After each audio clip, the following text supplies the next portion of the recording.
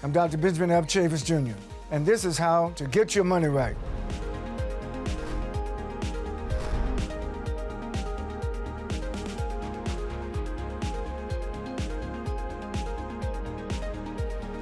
We're very honored on this episode of How to Get Your Money Right to have one of our nation's leading entrepreneurs in both entertainment and sports. We welcome Paxton Baker, president of PKB Enterprises, Inc. Yes, sir. Welcome to How to Get Your Money Right. Thank you. Look, man, you have over 30 years in the industries, entertainment and sports, but you are originally from Compton, California. Absolutely. You're one of the OGs that got out and made a big difference. Thank you, sir. Yeah, it's a beautiful place to be from. I love California, but I've had a chance to live in 11 states now. And in 2016, I finished visiting all 50 of them, and that was a joy. What brought you to the nation's capital? I lived in D.C. between 82 to 84, in between junior college and college in Pittsburgh, and then I went to Temple University and studied African-American studies. And so I lived in D.C. in that interim period in the early 80s, and then I moved back in January of 90, and I've been back here ever since. When I originally moved, I moved here from Miami Beach and worked with the organization called the Thelonious Monk Institute of Jazz, which has now been renamed the Herbie Hancock Institute of Jazz. Well, you know, Thelonious Monk was a native of North Carolina. That's right, Rocky Mount, right? Yes. Was it? Yeah, okay. Yes. Yeah. Carolina. Gotta love it. Home state. Yeah, this is my favorite city in the world. I love it. It's so many different communities and different elements in one. And from the local government to the sports community to the international community with the ambassadors, and then, of course, Congress and the Senate, different administrations that kind of come and go. Wouldn't want to live anywhere else. Well, obviously, you have a very diverse background. You mentioned that key to business is building relationships. Yes, sir. You are the executive of Black Entertainment Television, BET, at a time that the notion that African Americans would own a channel on television was unheard of. Mm-hmm. Talk to us about your relationship building that led to you being one of the top executives at BET. My relationship with BET started in 1991. I was producing a music festival that year in Aruba, the Aruba Jazz and Latin Music Festival, and BET sent a magazine show down to cover it, the festival. Most of them were kind of centered on interviewing the musicians who were there for the festival, but also a lot of color shots about the island. Aruba was an incredible place. And they came down and shot a show. And then the next year, I worked with the tourist board in St. Lucia to start the St. Lucia Jazz Festival. And I ended up producing that for 24 years. And BET came back, and they came back as a sponsor. So it was a gentleman named Alan Chastanet, who's the director of tourism. We pitched Bob Johnson on coming down and being a sponsor for the festival. They came down and embraced it, loved the island, incredibly beautiful island. And we went from there. We ended up pitching them the next year to produce a TV show called Caribbean Rhythms, which they ended up being shot across the whole of the Caribbean. And so it was kind of a nice blend. The start of the relationship started with culture. Mm-hmm. And it was figuring out a way to marry music, entertainment itself, and then with the natural beauty of the islands. And so that's how my relationship with BET started. And then in '99, I was offered the opportunity to run the Jazz Channel, which I had helped start a few years earlier. And it was kind of a game-changing piece for me financially on kind of growing from that. Yes. And started from there. When Viacom bought BET, it was global news. Mm-hmm. And then you make the transition to sports. You explain how you rose to the top of BET, but how do you get into professional sports? Particularly Major League Baseball at one time was fairly exclusive. It still is exclusive. But as you talked about when we were talking earlier, it is, in my opinion, the greater part of life itself, and success are the people you surround yourself with. And in many cases, the people you get to be in the same room with and grow from a relationship basis. My mother was the greatest influence in my life, Amelia Baker. And secondary to that would be Harry Belafonte and also Clarence Avant were my two. Harry was my father, and Clarence was my godfather. And I met both two of them. giants. Yes, they helped me grow as a human being, as a man, and helped me see things the way they saw them, and also the possibilities of what you could do with your life by way of kind of guiding stars, if you will. And then I would add Bob Johnson in from a business perspective, because Bob gave me my first real start in the entertainment business. And as I mentioned, I sold my company to them, and then I was able to participate in the sale of BET to Viacom. Bob, of course, became the first African-American billionaire, and then Sheila became the second African-American billionaire. His wife. Yes. And then it kind of grew from there with, I think, who's still a major entrepreneur today. Absolutely. Yeah, she's right there with it, and a wonderful person. So that would kind of be the start of it. Specifically around sports, it was, I call him the most famous dentist in the world. His name was Dr. Ronnie Rosenberg. I was in his chair one day, and he asked me had I been following the Nationals, who were the former Montreal Expos. Major League Baseball took over the team in receivership and made a decision to move it to the States. And they shopped in Portland, Las Vegas, Sacramento, Jacksonville, Florida, Washington, D.C., and Northern Virginia on the possibility of moving the team there. The city council stepped up and said that they would put up the $650 million bond to build the stadium, which is now Nationals Park, which opened in 2008. But they wanted to have significant minority participation in the ownership group. So I don't mind saying that I'm the benefit. I've certainly benefited from diversity, and I've tried to live it and preach it every step along the way from my end. In addition to Major League Baseball, you're also into tennis, and you've been in and out of soccer. Are there pathways available for people to get into the sports industry, not only as talent, but also as management and eventually owners? So the answer is yes, yes, and yes a million different times over. Here in Washington, for example, the Washington Nationals have the Washington Nationals Academy, and it's a life training academy. And our goal is to train people in the business around sports itself, young people, and around sports. So everything from scorekeeping to groundskeepers to training, physical fitness, physical therapy, and nutrition is one of the keys to the program there. So we've operated that for well over 10 years. And that's a lot of different disciplines. And people think of sports, they kind of focus on just the athletes. Correct. They don't. They miss what happens before athletes get on the field. Right. Well, and let me just give a shout out to LeBron, who has LeBron James. LeBron James, correct. Who's got a high school, but he also does scholarships as well for a load of young people. Right, in Akron, Ohio. In Akron, Ohio. But the beautiful part about it is a brother who came through, who clearly is, a amazing success story in his own right, but was thoughtful enough to say, hey, I need to train people because there's going to be very few.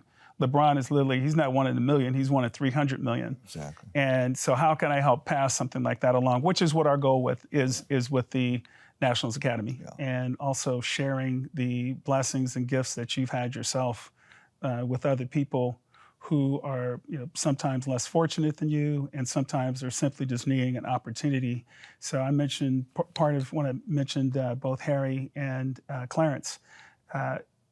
Both of them did that to me, and opened multiple corridors of thoughts inside my brain of what was possible. And then at that point for me, it's like, hey, well, let me do the same with other people. As you grow and get older, you see things, and at least my hope is you want to bring people up with you.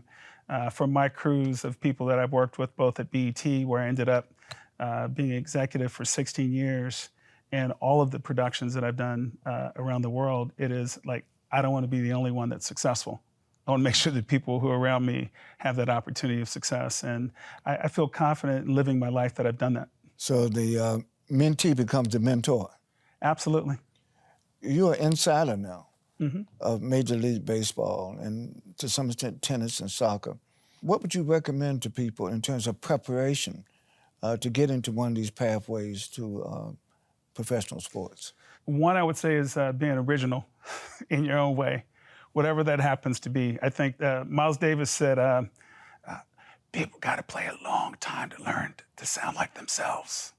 And the premise behind that of like learning a long time to sound like yourself is, in jazz at least, you come up emulating somebody who you think is great. And often in basketball, same way, like Kobe Bryant played like Michael Jordan, did interviews like Michael Jordan, studied Michael Jordan meticulously, and then at some point he became Kobe Bryant.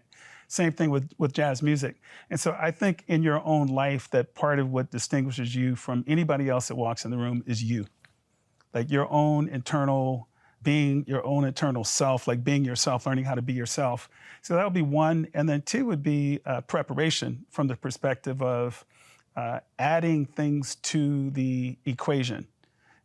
Why am I going to include you in something? Why do you need to be included in something? Like learning that internal sense of self and having that confidence.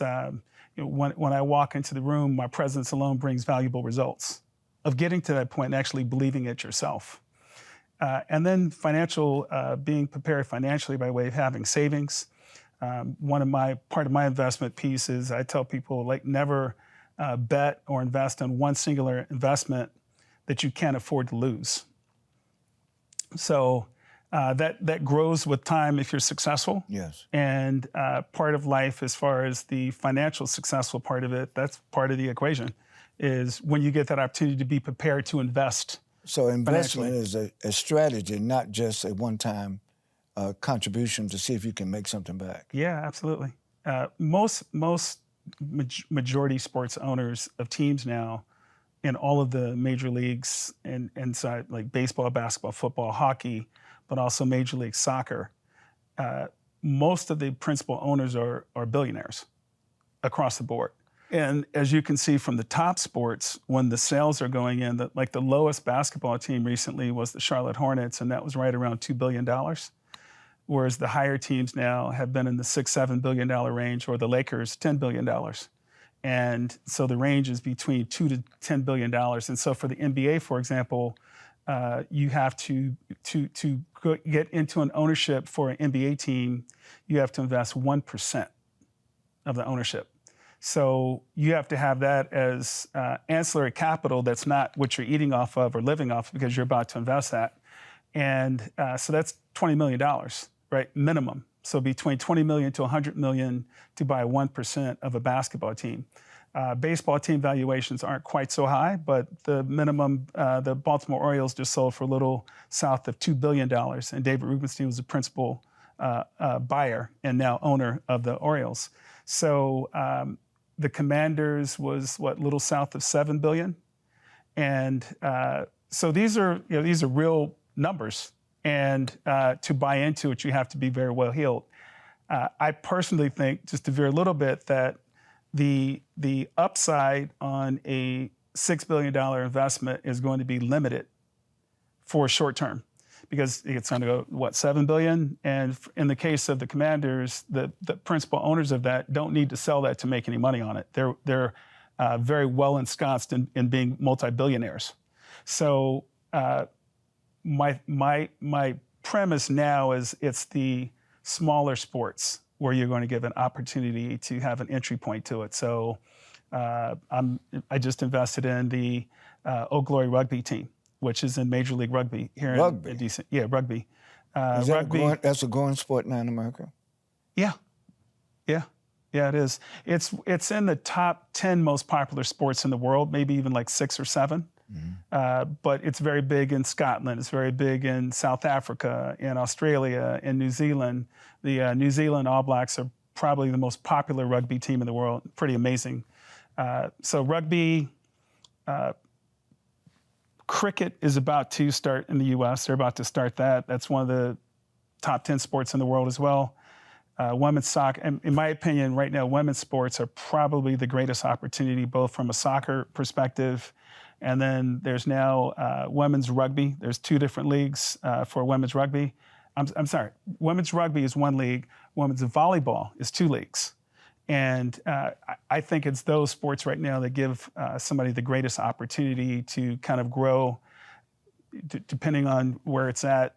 An investment could start somewhere around $100,000 on up in the smaller sports, whereas for the larger sports, that wouldn't get you in the door.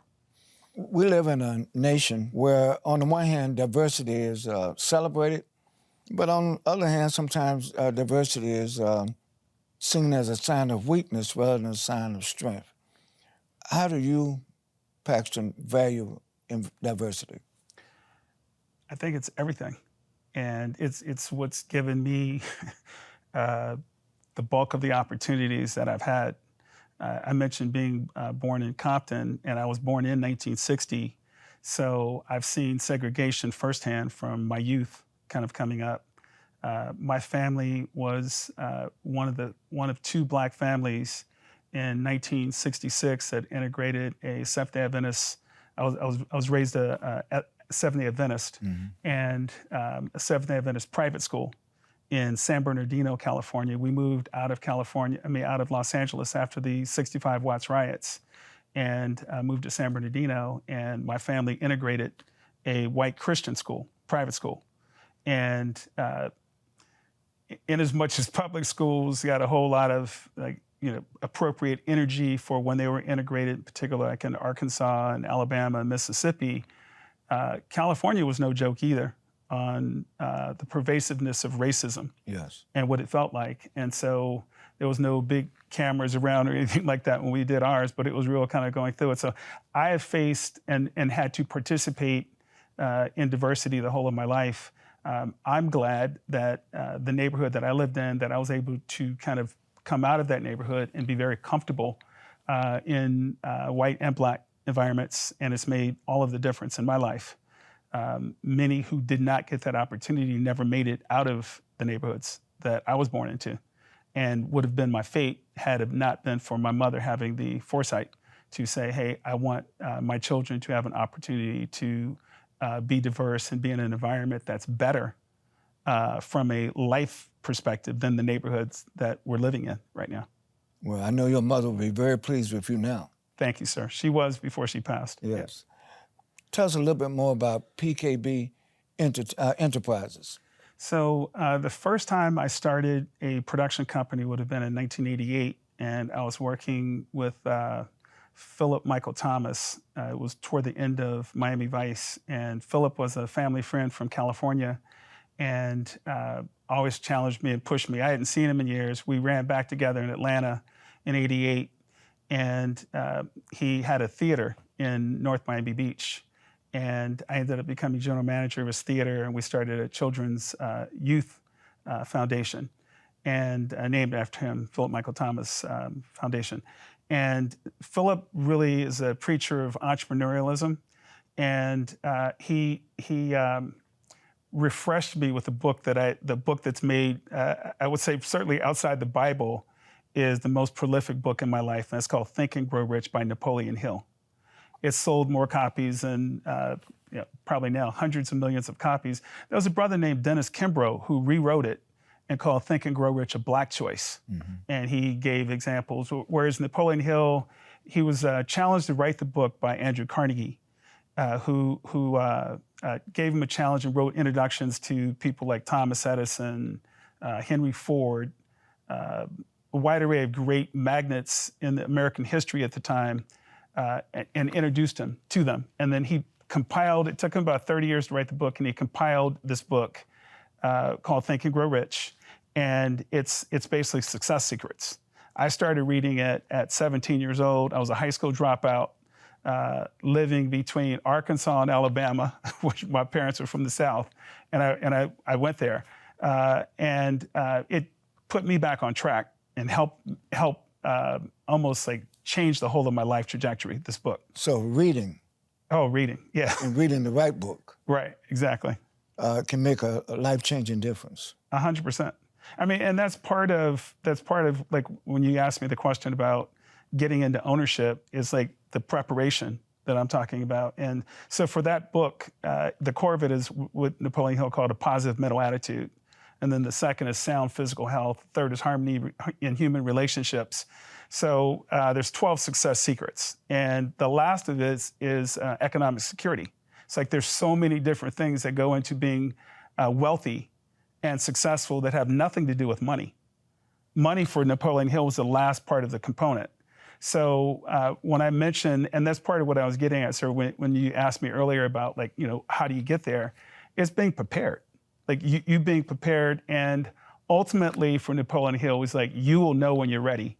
And then the opportunities that come along then, you're prepared to actually participate with them because you're prepared internally. So I'm a big believer in that preparation component for it. And you feel it. Like, you feel like it's, he called it working yourself into a white heated desire for success. And my competition is now, at this point, for a long time, it's been within myself to be prepared, to be successful, to be hungry, to challenge myself. I don't need that from anything externally. It's all internal. You mentioned that at one point you were a high school dropout. Mm-hmm. What turned you around? Well, I would certainly say the anchor and core of it for me has been the love of my mother. By way of, that's always been there for me. And even after she passed, it's still there for me now because I feel it every single day. It's been that. And then friends and encouragement. I met Harry when I was 30. I had already been successful to a degree, but he mentally helped me get to a point. Clarence, Harry I would say the same thing. Yes. And Clarence Avant, Harry Belafonte and Clarence Avant. When I met Clarence, it was one of the most humorous things I'd ever kind of run into in meeting somebody who you kind of admired from afar. I got by his office, and we're sitting for about 10, 15 minutes. Phone rings, the assistant comes and said, Clarence, it was Andy Young.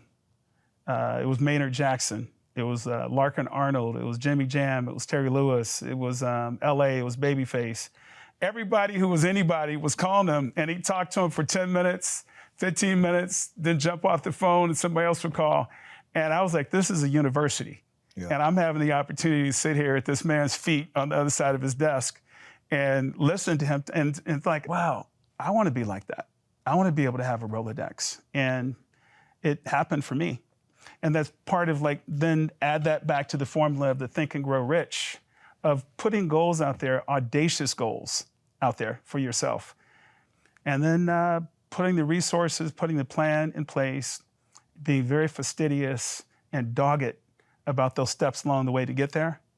And it can happen for you. My life is a true example of that because, like, I wasn't supposed to necessarily be where I am based on where I was born and based on the circumstances that I was born into.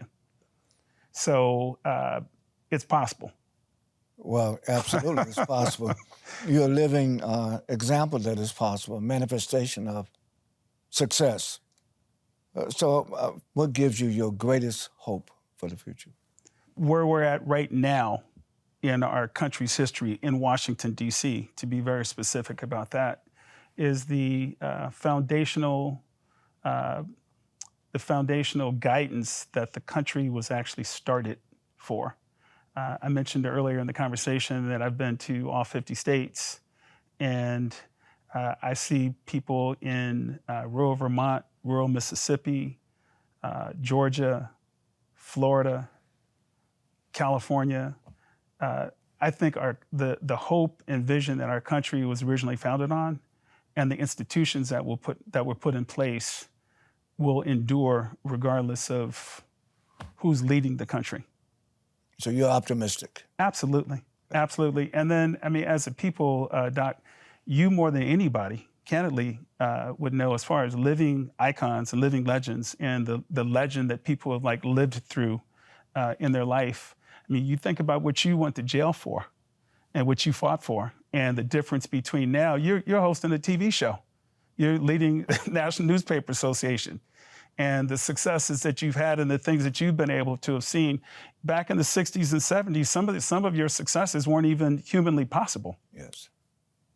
And you're hosting today. You went to prison for 10 years. Well, we all stand on the shoulders. Yeah, we stand on the shoulders of great people, but as far as where things were to what they are now, I wouldn't exist. There's no way you'd have, I'm in 6 sports ownership groups right now. There's no way that 50 years ago, 30 years ago, that would have been even humanly possible for us as Black people. Yes. As minorities in this country, that would not have been possible. So it is possible today, and we're living it. And my partners, when given opportunities from me, I'm generally told you can come in by yourself or you can bring people. I bring people every time. That's great. I've never gone into one group since the beginning and didn't bring a partners in with me and give people opportunities to come along with me for the doors that were open for me to bring other people along with me. So it is that hope for me that I continue to live with and hope to share and imbue and share with other people to give that same opportunity that I've been given. We're very grateful and thankful to Paxton Baker for joining us on How to Get Your Money Right. Thank you, sir. It was an honor to share it with you. And for the good folks out there, hopefully pass on a kernel of goodness and a little seed somewhere that plants in their brain. Everybody can grow from it. Thank you. Yes, sir.